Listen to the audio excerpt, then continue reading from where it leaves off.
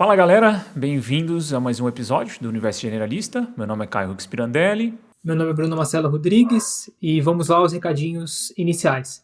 Se você está assistindo a gente no YouTube, não deixe de curtir, seguir e ativar o sininho de notificação. E se você nos ouve aí pelas plataformas de áudio como Spotify, não esquece de seguir por lá para receber as notificações dos novos episódios. Um agradecimento ao nosso parceiro Alan Pirandelli, que é músico profissional e faz toda a edição e tratamento do nosso áudio. Bom, é isso, agora o Caio vai passar o currículo do nosso entrevistado de hoje. Beleza, hoje a gente falou com o João Gustavo Claudino. Ele é graduado em Educação Física pela Universidade de Itaúna, possui especialização em treinamento esportivo pela Universidade Federal de Minas Gerais, mestrado em Ciências do Esporte pela Universidade Federal também de Minas Gerais e possui doutorado em Biodinâmica do Movimento Humano pela USP. Ele cursou o estágio de doutorado sanduíche no Sports Performance Research Institute New Zealand, da Auckland University of Technology. Ele é membro do laboratório de biomecânica da Escola de Educação Física e Esporte da USP, especialista em tecnologia GPS com acelerometria. Possui vivência acadêmica voltada para projetos de pesquisa, atuando na elaboração, execução e posterior publicação dos mesmos. Tem experiência no ensino, desde educação básica até graduação e pós-graduação, e no esporte com consultoria, preparação física, biomecânica e fisiologia. Ele trabalha no controle de carga de treinamento esportivo, atuando como cientista do esporte. Então fique agora com o nosso bate-papo com o João Gustavo Claudino. Bem-vindo, João. Obrigado primeiramente por aceitar nosso convite, bater esse papo. Eu que agradeço o convite aí. Prazer é todo meu. Nossa. Muito obrigado. E, cara, a gente sempre começa com a trajetória, né, de quem a gente está entrevistando. Então a gente queria saber de você, da sua trajetória na educação física e como você chegou nessa área de ciência de dados. Joia. Sou profissional de educação física, formado na Universidade de Itaúna. Tenho uma trajetória voltada para a questão acadêmica, científica, desde a iniciação científica na graduação. Tive a oportunidade de participar de algumas e fiz especialização, né, com o intuito de fazer o mestrado, dando sequência à questão acadêmica. Paralelo a isso, eu fui professor de educação básica, né, no município de Contagem, onde eu moro, região metropolitana de Belo Horizonte. E no mestrado, teve uma trajetória desde a iniciação científica voltada ali para controle de carga de treinamento, ferramentas, testes estatísticos. E isso foi caminhando também quando eu tive a oportunidade de fazer um doutorado na Universidade de São Paulo, com o convite do professor Júlio, no laboratório de biomecânica, e culminou com um processo de intercâmbio na Universidade de Tecnologia de Auckland, e lá, aqui a gente já estava com a ideia, chegou lá e fechou tudo de desenvolver uma startup voltada para esse processo de controle de carga de treinamento de uma forma mais integrada, de uma forma mais facilitada, né? Venho estudando bastante as questões que são oriundas do controle de carga, mas que fazem contatos com outras áreas, né?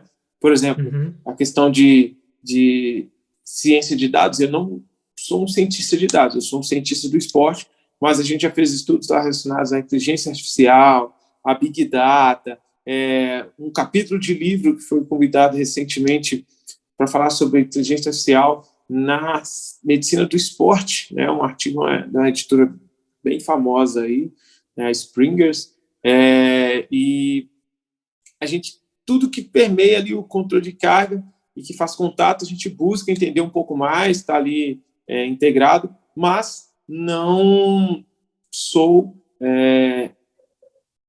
cientista de dados, mas sou um cientista do esporte que sou curioso em todos esses aspectos relacionados ao controle de carga, treinamento. Massa. Legal, João. A ideia do bate-papo hoje é a gente realmente explorar um pouco desse caminho que você fez, né, entendendo a área da saúde, vamos colocar áreas da saúde, áreas do movimento, principalmente, né, principalmente no seu caso, questão do esporte, e essa área do uso de tecnologias, né, vamos falar de Big Data, né, ou ciência de dados e a inteligência artificial. E porque assim, é um assunto até muito novo para muitos ouvintes nossos e até um pouco para a gente, né? Então, se você puder começar essa conversa explicando resumidamente o que seria ciência de dados e inteligência artificial, até por como usar um pouquinho isso um exemplo, né, de como usar isso na área do esporte ou na área da saúde. Bacana demais. Só uma pergunta, a minha imagem está aparecendo no iPhone, né? Como é que está a questão da imagem? Não, tá tranquilo. Depois isso aí eu tiro. Tá. Você consegue fazer isso aí depois? Sim, eu faço a mesclada aqui. Show. Legal. Tive esse primeiro contato, assim, até alguns cursos, tem muitos cursos aí gratuitos, em inglês, um universo mesmo. E eu tenho essa vontade ainda de me tornar um cientista de dados, né? Principalmente, e já respondendo a sua pergunta, porque quando você vê até um organograma que tem, né, estruturando o que seria um cientista de dados, é um cara, né, um profissional que tem um conhecimento específico de uma área, um conhecimento de estatística e um conhecimento de programação. Essa área comum entre a parte científica, estatística, né, a parte específica de conhecimento ali, de mercado, no caso, a nossa ciência do esporte, e a parte de programação, essa área comum é o cara que entende disso, seria o cientista de dados. Que ele pega a ciência, os princípios da ciência, né, a questão da estatística, entende o mercado, aplica num contexto bem específico e traz também ali a parte de programação para desenvolver isso, para gerar os algoritmos e tudo mais. Então, é um desenho até clássico aí, estruturando o que seria um cientista de dados. Eu falei, poxa, eu acho que eu já saio de um nível um pouco mais avançado assim, porque dos três, teoricamente, eu tenho um entendimento bacana de dois, né? Tanto a parte estatística, que eu procurei aprofundar bastante aí nos trabalhos que a gente fez, não sou expert em estatística, mas principalmente das áreas que permeiam o que a gente faz, a gente procura entender bem. E a parte de programação, procurando aprender um pouco de R, tem outras linguagens também que são bem comuns, e falei, mas de 3, 2 ali já estamos um pouquinho mais à frente, tem que investir mais nessa outra, né? E continuar também evoluindo nas outras também, que sempre vai exigir, né? Numa profissão tão dinâmica quanto essa, então demandada atualmente, né? Essa parte de ciência de dados hoje é algo assim bem,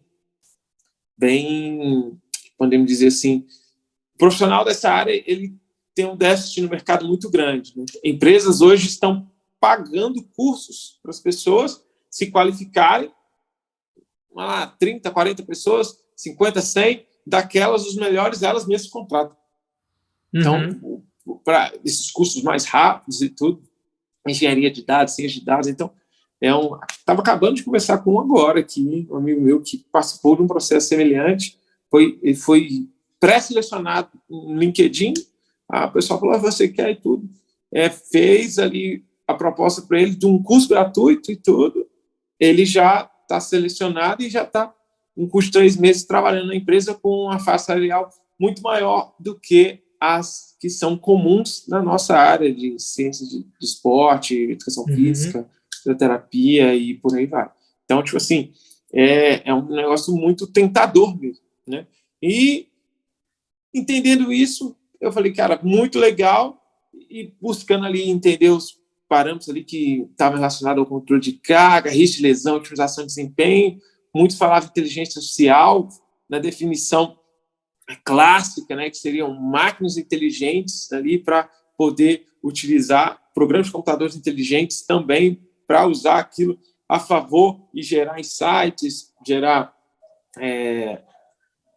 prognósticos ou diagnósticos. Então, tem alguns níveis dentro desse processo, mas a inteligência artificial, o conceito foi cunhado há um bom tempo, lá na década de 50, 60, e o que fez diferença nesse processo atual é que a quantidade de dados que hoje é disponível, ela está melhorando esses algoritmos, né, inteligentes, né? Então, tem alguns autores aí que colocam o machine learning como uma sub-área da inteligência artificial, outros entendem diferente. Eu acredito que sim, assim, essa parte da inteligência artificial seria uma grande área, ciência de dados mais ainda, né?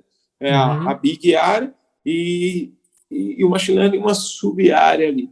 Então, ao ter essa disponibilidade de dados para poder tratá-los cada vez com mais algumas premissas que a gente vai falar aí na sequência, mas isso possibilitou uma tecnologia que não é tão recente, né? Já tem mais de 70 anos aí, facilmente, e evoluir na velocidade que a gente está vendo.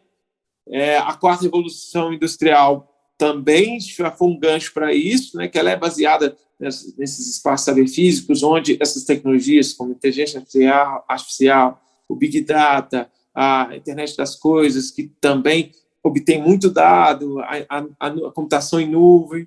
Aí veio o Covid. Então, isso tudo já estava meio que terreno preparado aí pela quarta revolução industrial, e veio o Covid, acelerou mais as coisas aí. Então, basicamente um cenário aí que acho que está numa tendência muito boa e só tende a evoluir nessas perspectivas aí de facilidade e de impacto na vida da sociedade.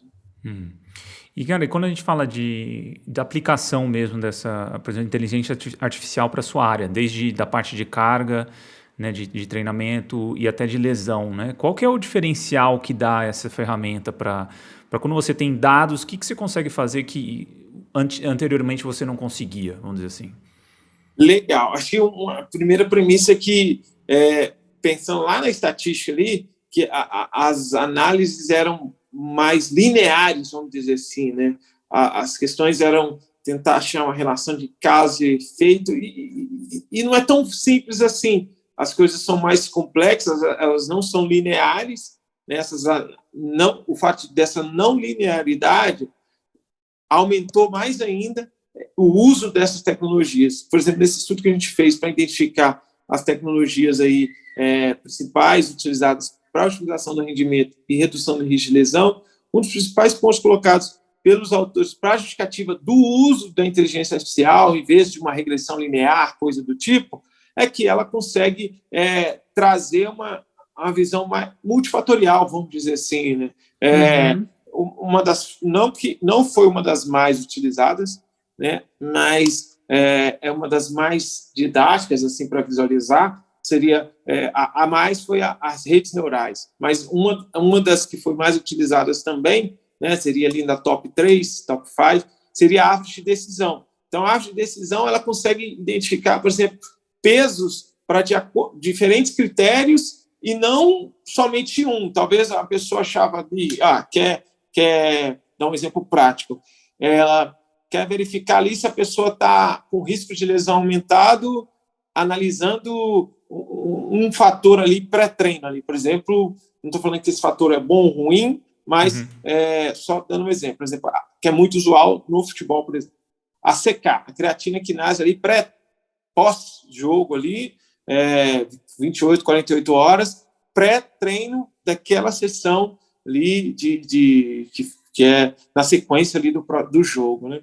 Aí aquilo, o cara que quer ver se aquilo tem relação direta com risco de lesão ou não, numa árvore de decisão, que é um desses algoritmos, dessas técnicas de inteligência artificial, isso teria um peso.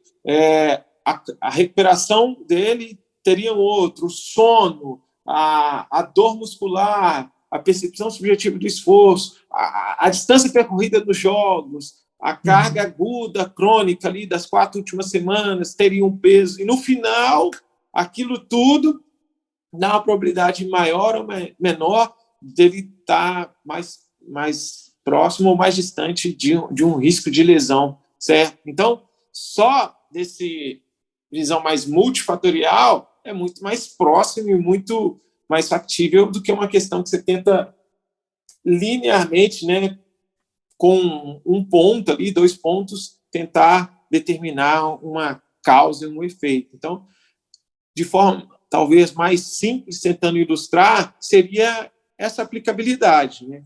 Só que existem diferentes técnicas, né? Essa é uma das, né? E é uma das com um nível de utilização considerável. Não é a mais que as redes neurais, mas essa acho que é a mais fácil, e os próprios autores colocam que ela é a mais fácil visualização para o leitor, vamos colocar Legal. assim.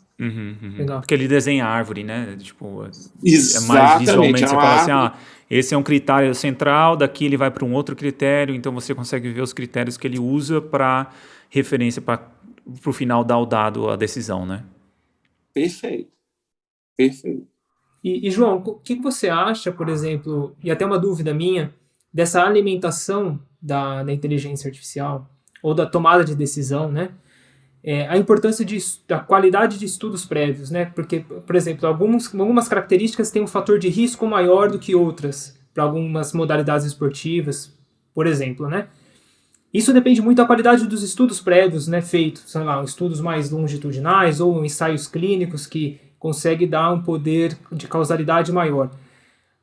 Esse tipo de aplicação se alimenta desses tipos de estudo ou de estudos que estão no mercado, sei lá, estudos transversais também, que é mais cohort, né, tenta haver mais correlação.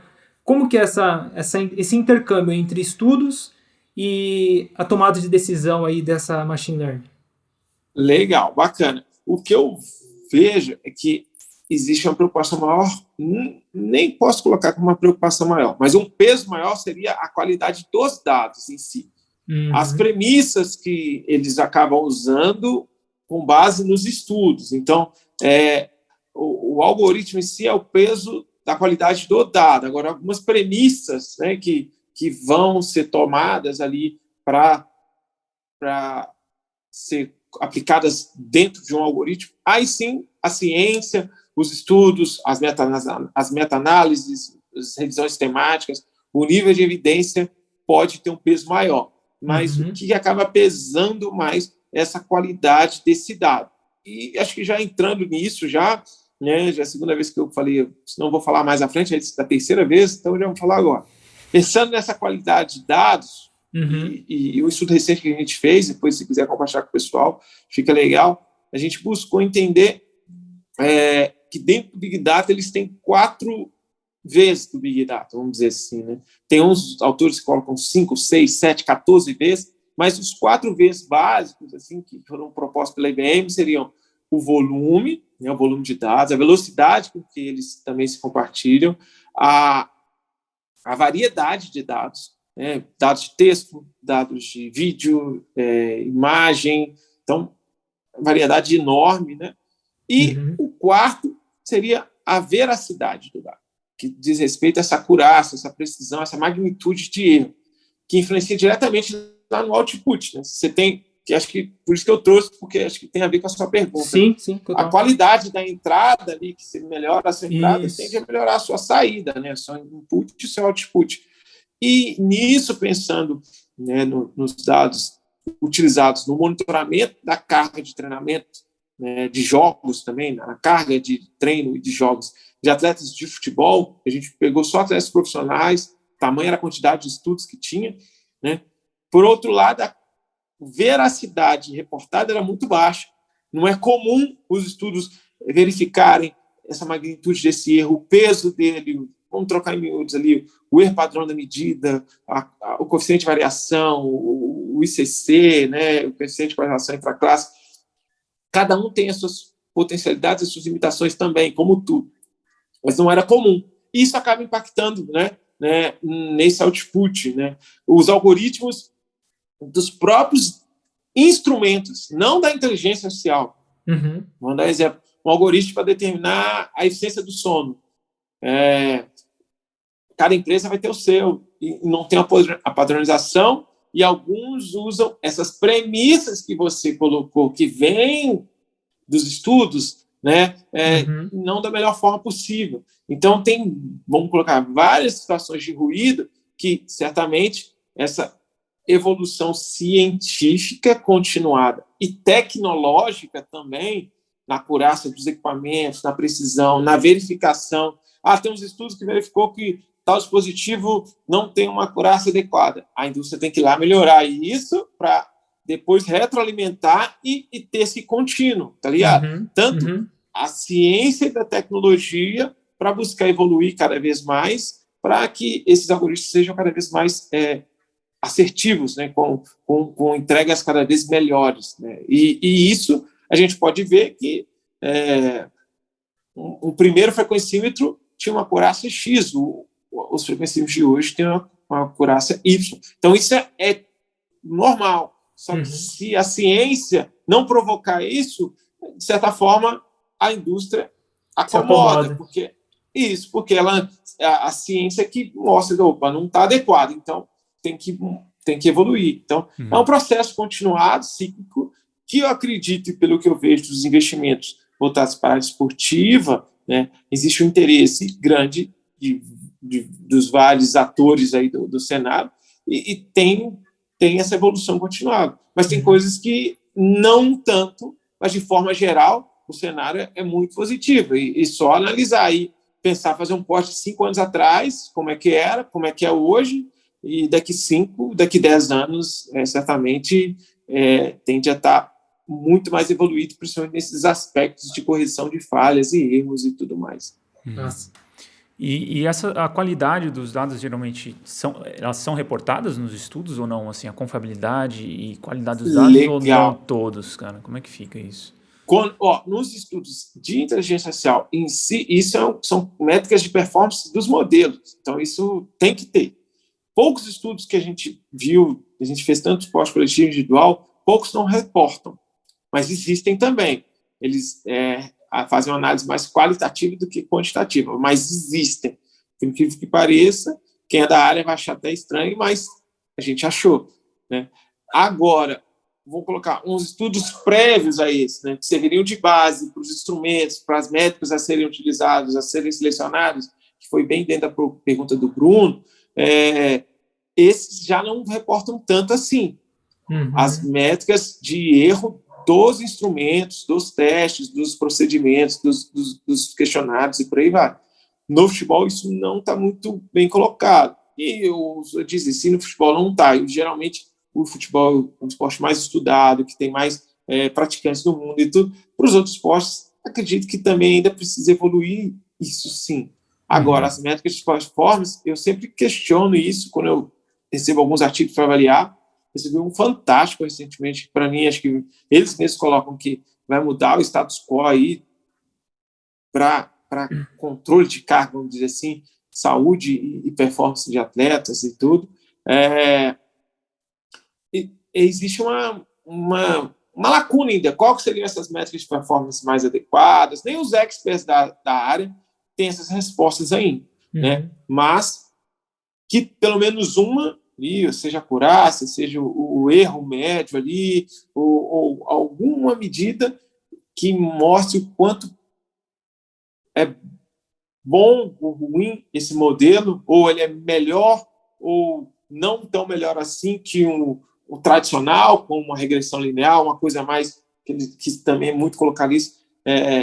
Para que eu vou fazer inteligência artificial? Ela tem que ser melhor do que um baseline ali, um padrão que eu tenho, né? Então, o quanto ele ser melhor. Então, você tem que ter métricas que permitam essa comparação, pelo menos para o seu estudo. Uma métrica universal é mais complexa, mas já foi sugerido isso até mesmo nos nossos estudos, que se busquem uma métrica que se permita comparar os diferentes modelos, os diferentes estudos e por aí vai. Legal. E, João, partindo ainda até para uma aplicabilidade que a gente vê tanto na academia, né, pela produção de ciência, quanto na aplicação mais prática, academias, clínicas, que são as escalas subjetivas. Como que você enxerga a utilização delas? Você deu o exemplo do creatinoquinase, né, que é uma medida mais objetiva. Comparado a uma medida mais subjetiva, então, por exemplo, o ouvinte nosso que não está familiarizado com isso, sei lá, uma escala de dor de 0 a 10, né? Então o cara mensura ali uma dor 5, moderada. Ou a percepção subjetiva de esforço, né, da atividade que ele fez. Como que você enxerga essa medida subjetiva dentro da ciência de dados ou da própria inteligência artificial? Ela é válida? Como que isso é utilizado lá dentro? Legal. Ela é muito utilizada, é bem utilizada. Tem alguns estudos que fazem análise preditiva baseada nessas questões, nesses questionários. E, então, já respondendo de bate-pronto a sua pergunta, sim, ela é muito utilizada, ela é bem utilizada, e, como todos, tem as suas potencialidades e limitações. Eu vou explicar isso de forma, acho que, não é bem didático, mas acho que eu vou pegar tanto o padrão ouro e as escalas subjetivas e ainda tem um intermediário. Vamos pegar a questão do sono. A gente tinha uma pergunta, né, dentro da Lua de Conta, qual que é o parâmetro para usar para monitorar a qualidade do sono? Né? Aí eu perguntava aos experts e tudo, ninguém respondia, eu falei, eles não sabem. Aí a gente foi lá, falei, eu não sou expert de sono, mas o sono impacta no processo de recuperação, no processo de controle de carga. Vamos lá entender. Né? No fitness, na academia, na reabilitação, onde for. Né? Na saúde, no alto rendimento, no diabetes tipo 1 e por aí vai. Resumindo, a gente foi lá, fez a revisão sistemática, buscou todas as ferramentas que monitoravam a qualidade do sono. Nos pós-coletivos e individuais. Em suma, o padrão ouro é a polissonografia. Uma intermediária seria a actigrafia, que são esses acelerômetros aí nos relógios, ou actígrafos específicos mesmo, mas hoje os relógios têm inferência dessa qualidade, dessa duração do sono. Então, pela movimentação do sujeito, ele tem um acelerômetro ali, ele consegue inferir algumas coisas. Por isso, esses algoritmos, essa padronização, essas questões também é muito importante, antes mesmo do algoritmo da inteligência artificial. Né? E o mais simples, mais custo baixo, são as escalas, né, subjetivas. Dentre elas, eu vou destacar duas. Uma que você já citou, que é usada para dor, que é a escala visual analógica de dor, mas tem a escala analógica visual analógica para qualidade do sono. E tem a escala de Likert, que seria de 1 a 7, por aí vai. Essa de subjetiva, essa VAS visual analógica, ela não foi sensível suficientemente para detectar essa qualidade do sono. O erro dela foi maior do que a sensibilidade dela ali, o efeito que ela teve ali. Já a escala de Likert foi suficiente, teve uma consistência legal, um erro reduzido, e foi aplicável aí no processo. E resumindo isso tudo, o que a gente pode ver? Que desde o padrão ouro eu não acabei não falando dele. O padrão ouro é a polissonografia, mas a polissonografia, ela basicamente, elas são 5, né? Tem o eletro, o encéfalo. Então, resumindo, o cara dorme com vários dispositivos pregados nele. Respiratório e tudo. E você não dorme assim na sua casa. Então, o próprio padrão ouro tem limitação. E ele tem uma limitação que, se você não tiver um processo de adaptação, familiarização e tudo, aquilo pode conturbar muito o seu sono e atrapalhar muito o padrão seu de sono. E você está avaliando uma qualidade de alguma coisa, na real, você não está conseguindo avaliar o que você está se propondo a avaliar. Só que ele é o padrão ouro. Né? Então, o padrão ouro da aplicação do teste padrão ouro, ele exige uma familiarização de no mínimo duas sessões, para depois ter ali a medida em si. Só que isso geralmente não é feito. Né? Mas vamos colocar que, mesmo assim, o padrão ouro tem limitação. Concordam? Você pega a actigrafia, tem limitação, que é um intermediário, que tem ali a questão do algoritmo, o cara está sentado, ele não sabe se ele está sentado ou dormindo e tudo, numa viagem de avião, por aí vai. Ele vai marcar ali uma questão do sono. Nós estamos tudo focando no sono, certo? E tem os questionários, que mesmo questionário, teve um questionário que foi sensível, outro não. Então, dependendo do que a pessoa não souber disso, ela usar, um vai ter aplicabilidade boa, outro não. Vai ter mais ruído do que outros. Então, pensando nisso, todos os 3 níveis, o top, o intermediário e o mais baixo nível, vamos dizer assim, que eu não estou falando nível de acessibilidade, tá? Não de qualidade em si, porque os 3 se mostraram com qualidade similar entre ambos, aplicabilidade da mesma forma. Só que esse filtro, essa questão científica para filtrar qual ou não usar, pensando lá na frente no output de um machine learning, de um programa de um algoritmo de inteligência artificial, de uma rede de neurais, ou de uma arte de decisão, como a gente já citou aqui, o que o cara escolher aqui, se ele não usar essa ciência para embasar, vai impactar lá. Então, apesar de serem utilizados, cada vez mais exige esse filtro mais preciso. E o que a gente vê é que ainda precisa evoluir mais nessa busca, nessa criticidade, vamos dizer assim, né? Não é qualquer coisa que serve para a entrada, e se melhorar cada vez mais essa entrada, tende a melhorar essa saída. Sim, Então, por exemplo, ficar aí nessa questão aí, eu andei um pouco mais na questão do sono aí, mas é porque acho que trazendo os 3 níveis, pelo menos a minha visão, fica mais fácil para o telespectador, para o podcaster aí, ouvinte, entender um pouco melhor. Eu falo também, rapidão, só para finalizar essa questão das escalas subjetivas, porque é uma ferramenta, assim, muito mais próxima da nossa realidade, porque é fácil aplicação, né? Por exemplo, eu e minha esposa, a gente tem assessoria de corrida, a gente usa muito, a gente usa percepção subjetiva de recuperação, de esforço, tem escala de dor, de alimentação, de sono. Então, a gente tem dados das pessoas do ano inteiro, mais de um ano, né?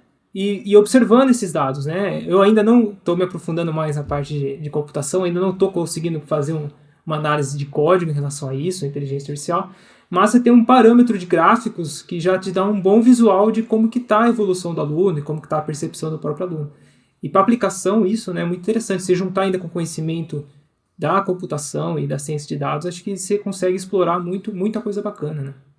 Certamente, e o básico já ajuda bastante, né? Uma análise descritiva ali, uma estatística básica ali já ajuda a entender bastante coisa, né? E muitas vezes nem precisa ser um algoritmo, às vezes a estatística clássica, básica, ela entrega muito mais e melhor do que um algoritmo super sofisticado, que vai demandar muito mais tempo e tudo, o custo-benefício não vai ser diferente. Então, são questionamentos que muitas vezes são feitos. Precisa mesmo de ter essa sofisticação toda? Tal? Você já tentou o simples primeiro? Muitas vezes a pessoa já pensa lá no complexo e nem tentou o simples, né? E o simples às vezes resolve. Nossa. Sim. E tem questão de acessibilidade também, né? Então, como é que você vai meter todo mundo para dormir com equipamento e tudo mais, né? Então, se você quer gerar uma quantidade razoável de dados também para analisar, você tem que simplificar algumas variáveis, né? Tipo assim, e você checa a qualidade delas também, elas continuam tendo algum tipo de validade, né? Olá, pessoal. Uma pequena pausa para falar da nossa parceria com o Vitor Carrara da Corrida Ancestral. O Vitor já foi atleta de elite do triatlo nacional e é profissional de educação física com especialização em fisiologia do exercício. E atualmente ele trabalha com prescrição de treinamento físico com base no raciocínio evolutivo para quem gosta de corrida de montanha. Ele também trabalha como um guia de trilha em montanha em Ilhabela. Então, se você busca uma aventura fora do padrão, o Vitor é o cara para esse tipo de experiência. E se você busca um calçado minimalista, de alta qualidade e resistência, o Vitor também confecciona sandália ancestral artesanal, moldada exclusivamente para o seu pé. Se você ficou interessado, você vai encontrar o contato do Vitor Carrara na descrição desse episódio. E, João, assim, uma coisa que a gente já debateu aqui no podcast com uma pessoa da área de computação, é que a gente conversou, a gente bateu um papo sobre a questão do uso de tecnologias para te dar o feedback, né, do que você, por exemplo, uma lesão, né, para você, então assim, fala assim, o que está falando a ferramenta aí da minha condição atual. E a gente está discutindo sobre a perda da nossa capacidade de autopercepção através disso. Então, a gente até usou, acho que eu conversando com o Bruno, a gente já conversou disso, né? O Uber, vamos dizer assim, o cara que ele roda a cidade toda, mas ele roda a cidade toda só olhando ali o celular, né? Se quebrar o celular, você fala assim, cara, onde você tá? O cara não sabe nem para onde ir, né? Ele se perde mesmo. Isso, já conversando com Ubers por aí, tipo, é o padrão, regra. Vamos dizer assim, é a regra. Isso também não pode acontecer nessa área da educação física, a gente começar a usar muito, acho que o Bruno pode dar alguns exemplos também, usar muito essas ferramentas e parar de prestar atenção em questões de autopercepção do próprio corpo e ficar muito dependente dos algoritmos e dos aplicativos? Cara? Muito legal a pergunta. É tipo o taxista de antigamente não precisava, né? Hoje o Uber Isso. precisa do GPS. Muito legal. É um questionamento que eu nunca me fiz, apesar de que, ao ser sempre crítico no ponto de vista de que nada é tão bom que não possa melhorar, entenda que os equipamentos ainda não são perfeitos, o que muitas vezes o usuário acha que é. Entendeu? Então, tipo assim, esse autoconhecimento, vamos dizer assim, ele nunca vai ser substituído, porque o equipamento ainda tem o erro, tem a margem, tem a precisão. O que é difícil de ser comparado à questão de capacidade de processamento de dados, que a gente está sempre falando inteligência artificial, simplificando inteligência artificial, esse que é o diferencial. A capacidade de processar não somente o que você está sentindo hoje, o que você está sentindo na última semana, mas a capacidade de processar coisas que são dos últimos 720 dias, padrões que se repetem a cada 15 dias e que está sempre próximo do final do mês. Uma brincadeira, um exemplo aqui.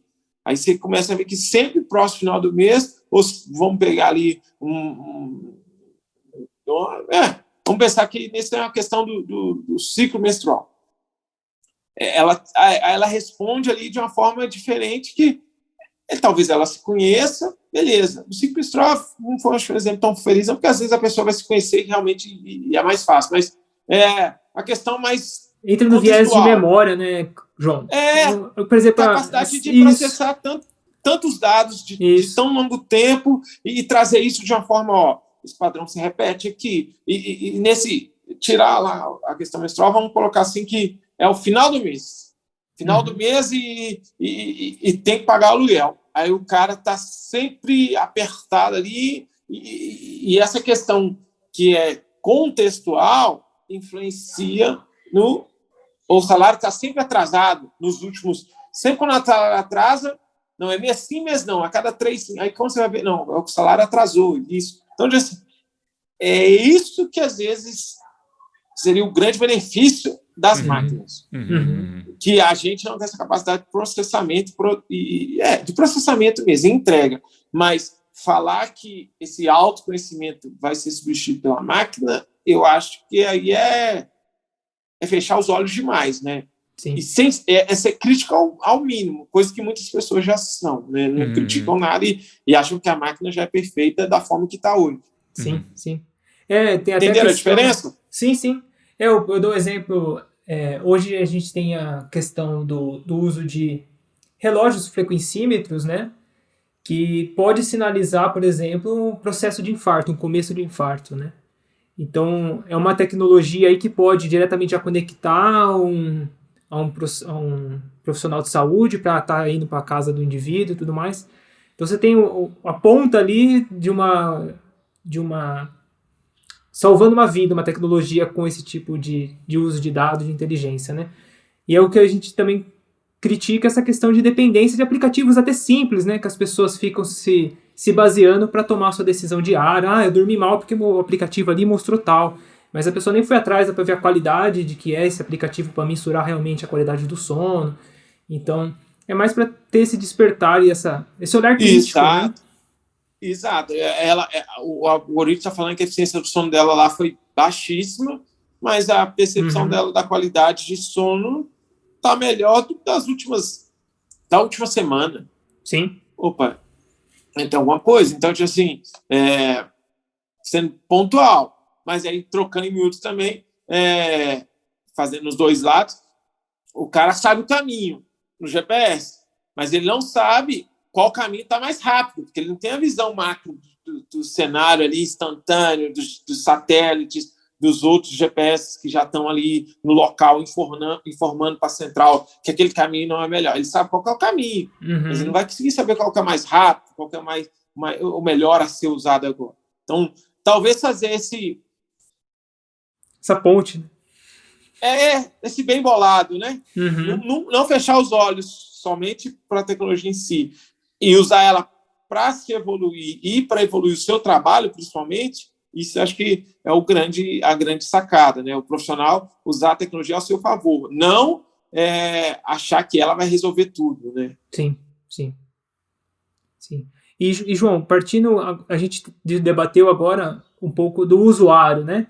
E do profissional, você acha que o crescimento de uso de aplicativos ou essa ciência de dados e a inteligência artificial pode substituir algumas funções de alguns profissionais da saúde? Vamos falar aí da nossa área, educação física e fisioterapia. Você acha que o cara pode se basear melhor num treinamento de força que ele viu no aplicativo do que se basear no personal dele ou num cara da academia? Legal. A gente discutiu isso em algumas mesas redondas e tudo, acho que vale a pena ter contextualizar um pouco. Existem aplicativos que já corrigem mesmo movimento, com realidade aumentada, e por aí vai, com inteligência artificial, com algoritmo que tem um padrão, né, e traz, né. A Google, por exemplo, comprou a Fitbit, que é uma das maiores lá desses smartwatches aí nos Estados Unidos, e tem ali dados do sono, da recuperação, tem um personal trainer online e tudo. Aí, quando eu vi isso, eu até me critiquei. Falei, cara, esse profissional que só replica treino, que só prescreve a receita de bolo ali, tem tal patologia, faz esse procedimento.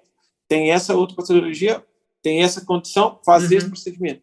Esses que são, vamos lá, receita de bolo e tudo, talvez, sim, a tecnologia vai, porque ela vai ser mais eficiente, ela vai conseguir trazer coisas que o cara que só olha ali, tá precisando disso, eu vou entregar isso. Não, ele vai, tá precisando disso, mas ele tá nesse contexto psicossocial, econômico aqui, que ele vai conseguir trazer até isso. Não, então, peraí.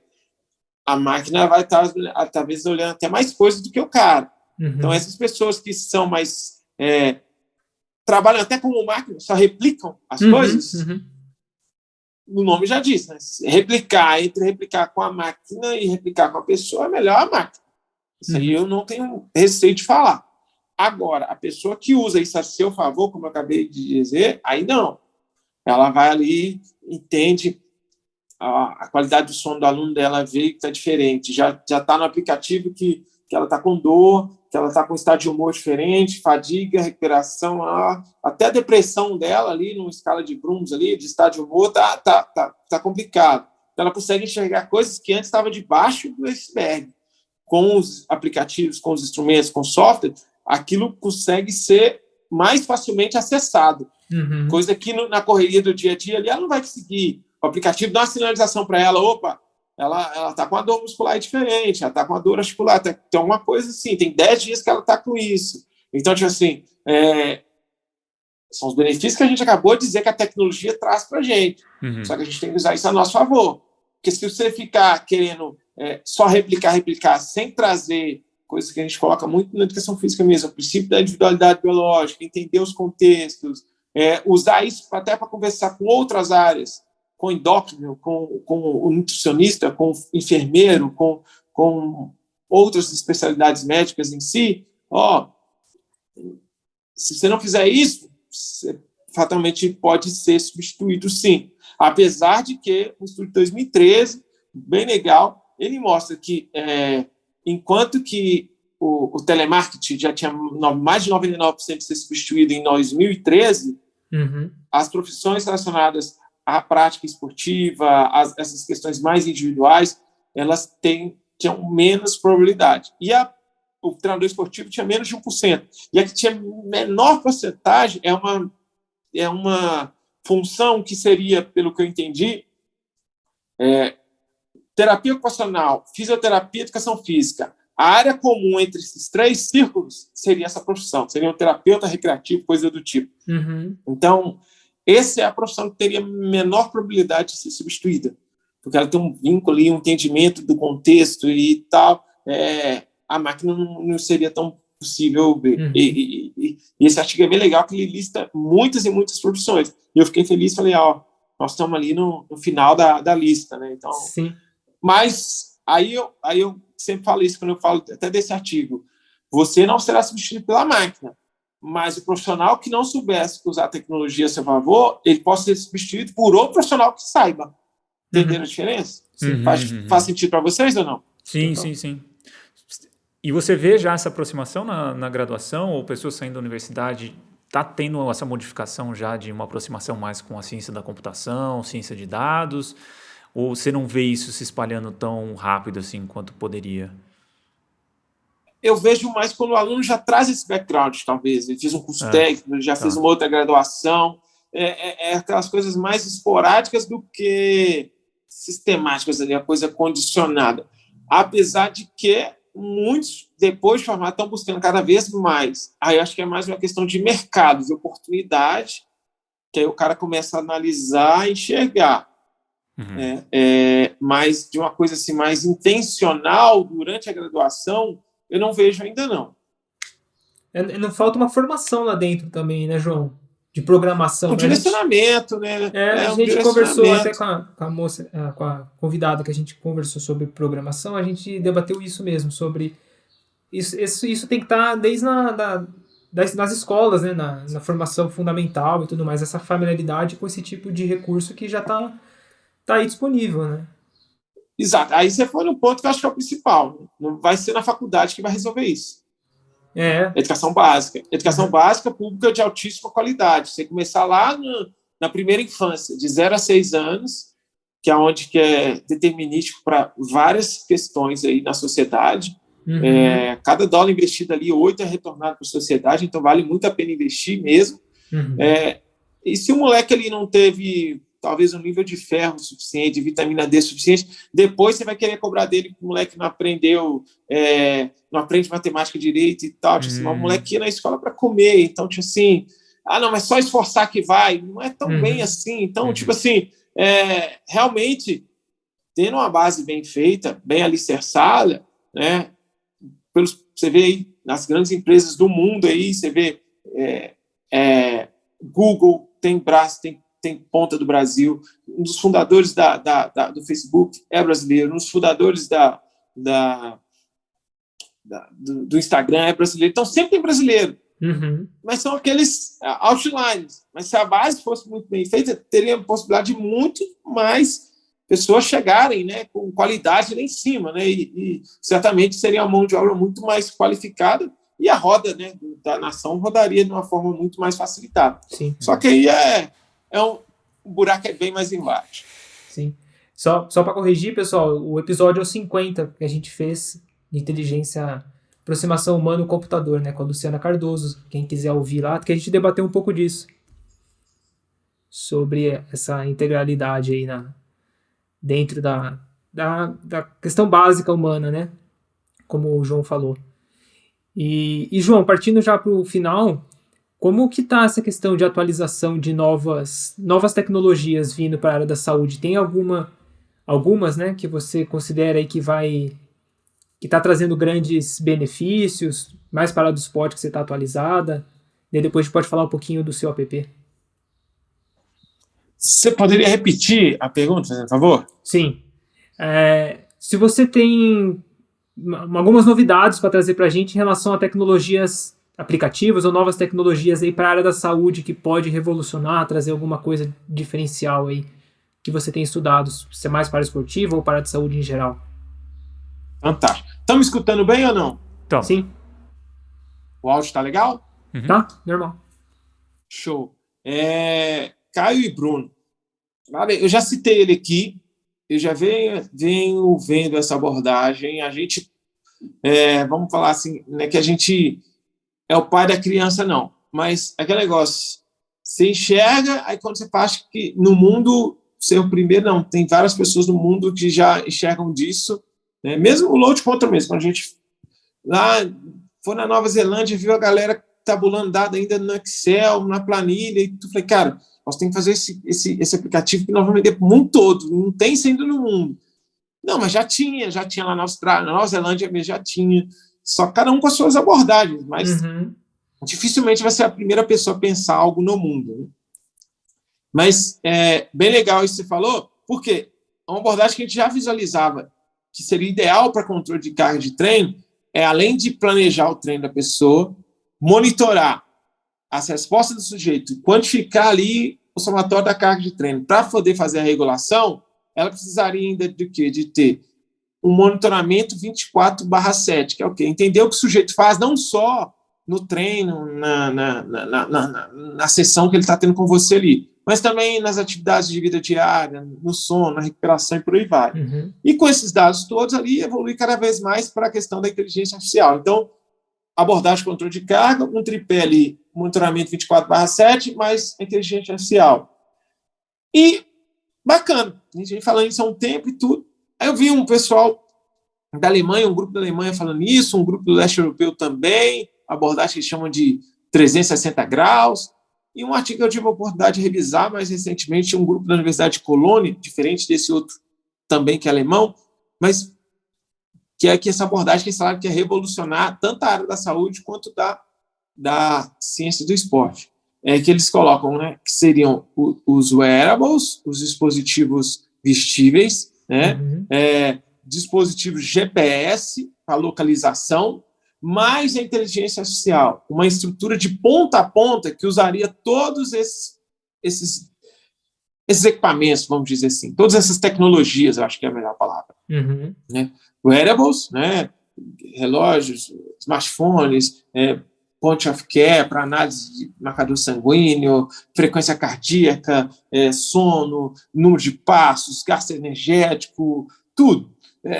GPS para localização de tudo, onde que a pessoa está, tudo que ela faz no dia a dia, sem precisar a pessoa estar, talvez, informando. A gente já é hackeado 24 horas por dia.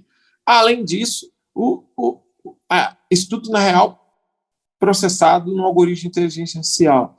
Então, em suma, essa abordagem 24/7, que a gente já é introduzido, né? O seu celular sabe quantos passos você já deu nos últimos anos aí, sem você habilitar essa função, ele já sabe.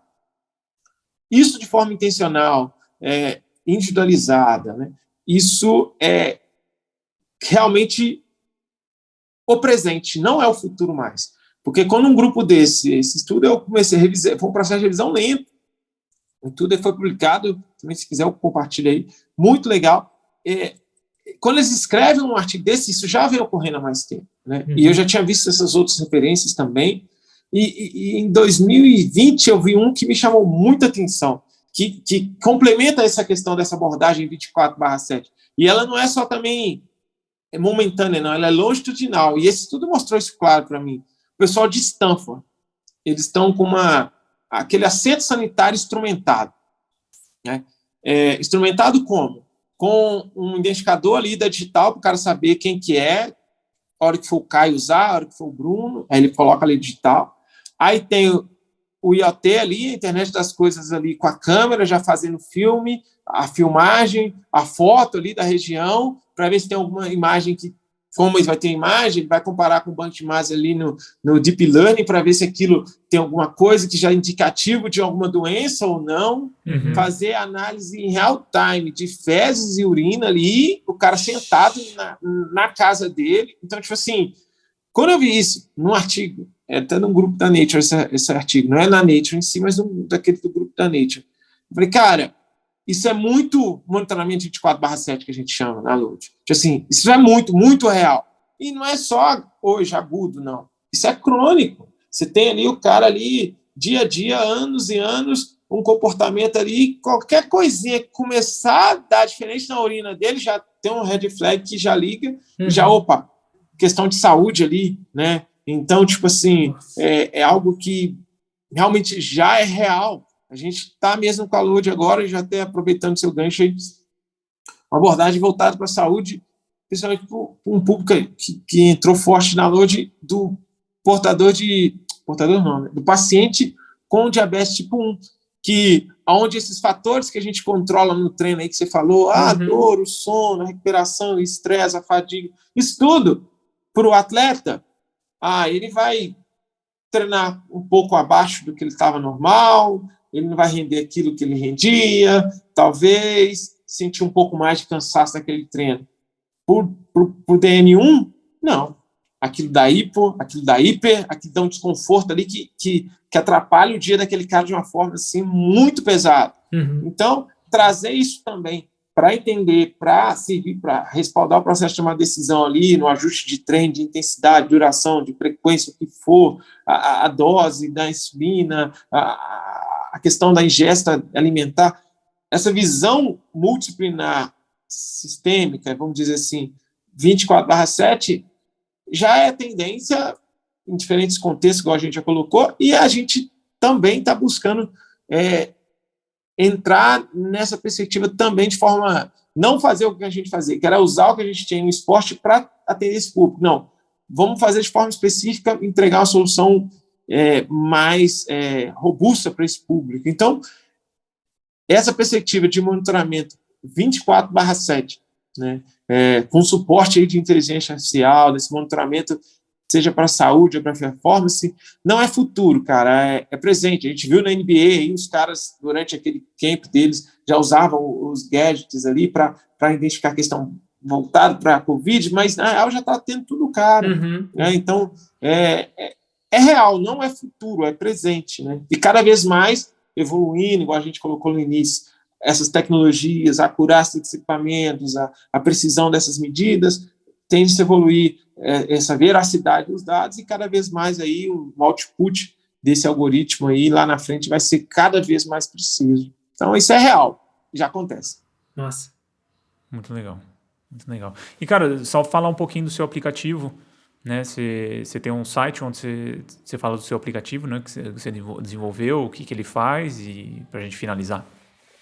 Show de bola. Obrigado aí pela oportunidade também, Caio. A Load Control é justamente nesse processo de formação acadêmica a gente vê a necessidade de fazer algo que pudesse impactar no dia a dia das pessoas, né? Levar a ciência para a prática e tudo, gerar esse conhecimento não só científico por meio de artigos, mas também algo tecnológico e impactar no dia a dia das pessoas. E ele basicamente faz essa integração desses dados, transforma esses dados em um conhecimento aplicado, né, com base na ciência do esporte, utilizando-se da ciência de dados para que a gente possa respaldar o processo de tomada de decisão do sujeito. Então, otimizar esses processos, né, que às vezes eram muito manuais na obtenção, no processamento de dados, para comunicar de forma mais assertiva, né, de forma mais embasada, não tão subjetiva assim, né, para que no primeiro momento, a gente sempre atuou com esporte, futebol, vários clubes da primeira, segunda divisão, terceira divisão, série A, B, C, D. A gente já atende atualmente, e essa abordagem de saúde, de health, né, que seria o load contra o wealth, né, a riqueza que realmente importa, essa aposta aí para a gente, 2022, aí, entrar forte e alavancar de vez. Muito legal. Parabéns, João. Parabéns. A gente vai deixar o link também pro seu site, né? Quem quiser seguir Load Control App aí nas redes sociais aí, encontra a gente. Vai deixar na descrição. Prazer em compartilhar com vocês. Vou colocar na descrição do episódio também. João, mais uma vez, obrigado aí pelo bate-papo, foi muito massa. E obrigado por ter compartilhado aí seus conhecimentos, seus estudos com a gente. Eu que agradeço aí, precisando de qualquer coisa, desculpa essa questão do áudio aí, e ter que fazer essa gambiarra aí, dar um trabalho a mais com vocês. Tá, e vamos para cima. Parabéns pelo trabalho aí e sucesso. Precisando de qualquer coisa, é nóis. Massa, João. Valeu, cara. Falou, abraço, mano. gente. Valeu, gente. Tchau, tchau. Falou, tchau, tchau. Obrigado por ouvir esse episódio até o final. Se você gosta do nosso trabalho, não deixe de contribuir financeiramente com ele através do nosso Apoia-se. Você encontra o link na descrição do episódio. Tornando-se apoiador, você saberá de antemão quem são os nossos próximos entrevistados e poderá enviar suas perguntas, além de poder sugerir temas e pessoas para entrevistarmos.